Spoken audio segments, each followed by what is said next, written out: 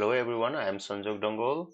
I am from Shoftorika College. My student ID is 230562, and on the requirement of our course Introduction to Statistical Methods for Data Science, I am preparing this video to explain what I have done in the code. So let's go and see. Here we can see I have loaded the required library from here, and to read the CSV file given by our college, I am assigning the path here and reading the CSV file, and to see the uh, print of this data set. I have print some of the data, and here we can see invoice number, customer ID, gender, age, category, quantity, price, payment method, invoice dates. Some of these elements we don't need, and some of the columns we need. So here we are checking the missing values. If there is missing values, we have to remove them. So we found all zero here. That means all there is no null in this data set. So after that, we convert our shopping data into a data frame and print the unique age in this data set. So now we are printing for the unique columns, gender, category, payment method, and shopping malls. And here we can see the results. Then we convert uh,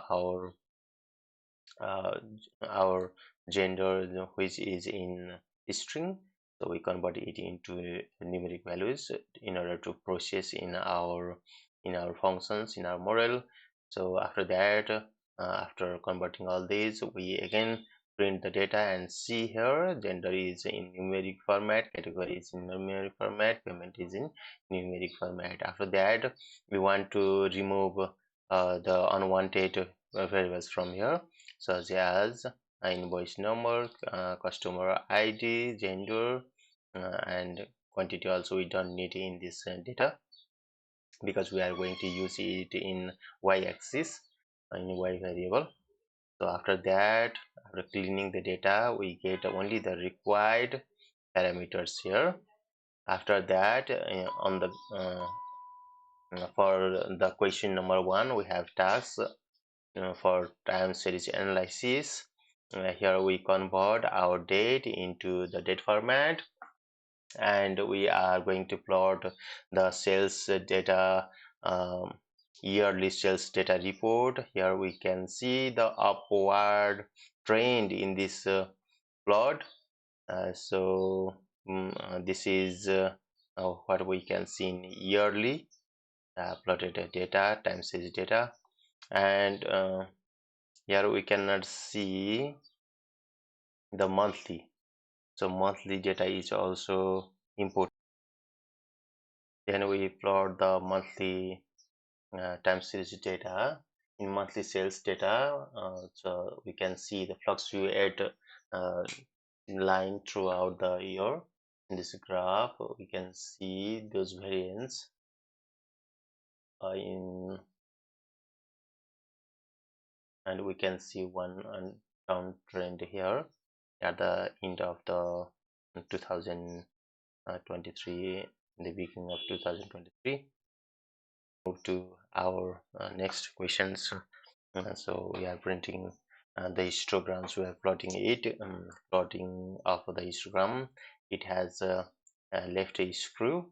That means the sales data, people are purchasing the amount of from 0 to 2000 in high level, and after that only few people are purchasing the higher cost items. We have a histogram of density plot of age. It indicates that fewer people are under 20 and over 65 years old, and there is a relatively flat surface between the age 20 and 60. So this suggests that within this age range, there is a relatively consistent distribution of individuals without any significant peaks. Then we plot the correlation and scatter plots. Here I use Pearson plot, where we can see the both the density and the correlation between the elements. Here we can see the moderate um, relation between quantity and price, and beside this we have a little relation in category and price. So we can see direct relationship between quantity and price here. After that, we are moving to regression modeling the relationship between the cells and data. Here we make a method.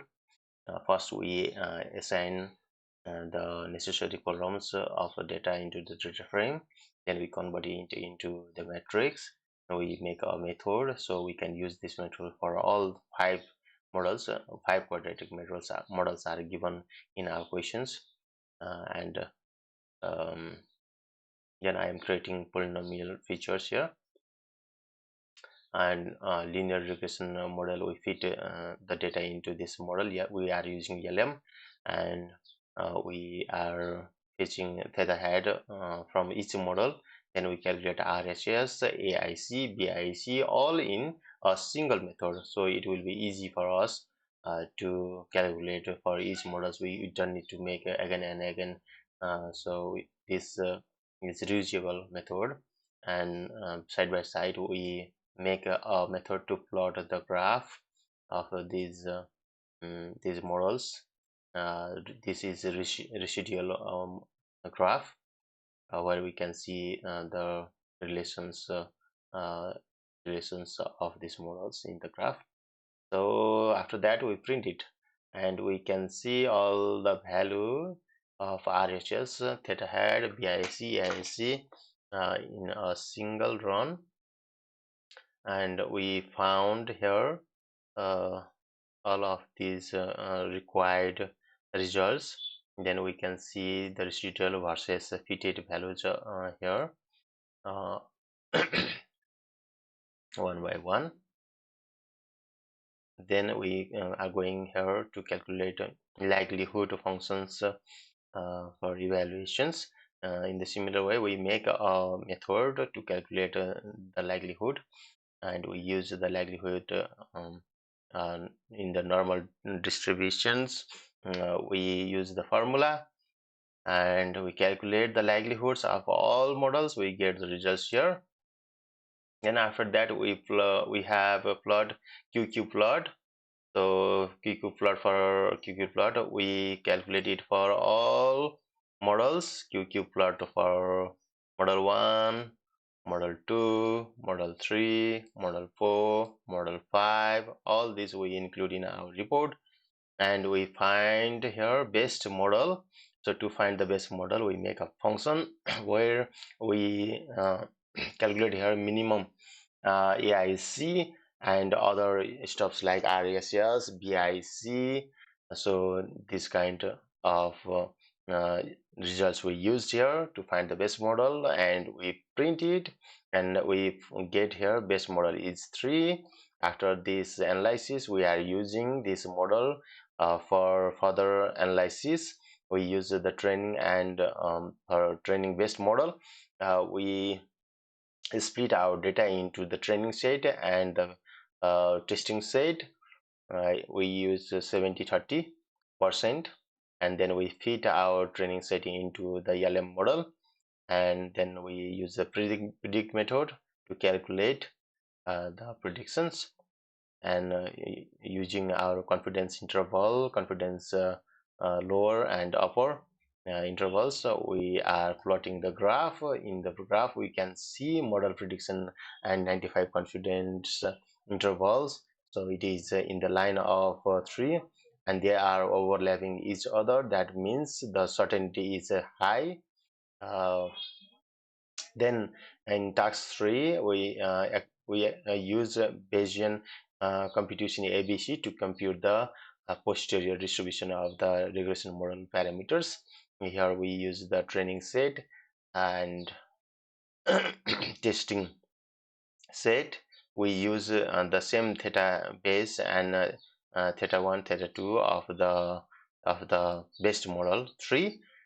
We use the same here, and we calculate our acceptance value 1, acceptance value 2, and then we plot the graph for this histogram graph and the joint and marginal priority distributions graph. Here is the histogram of accepted values 1 and 2 and their frequency level. And in the same way, we plot the graph joint and marginal percent distributions here. And this is all I have done in this project. That's all, and I hope I will get the good feedback. Thank you for watching.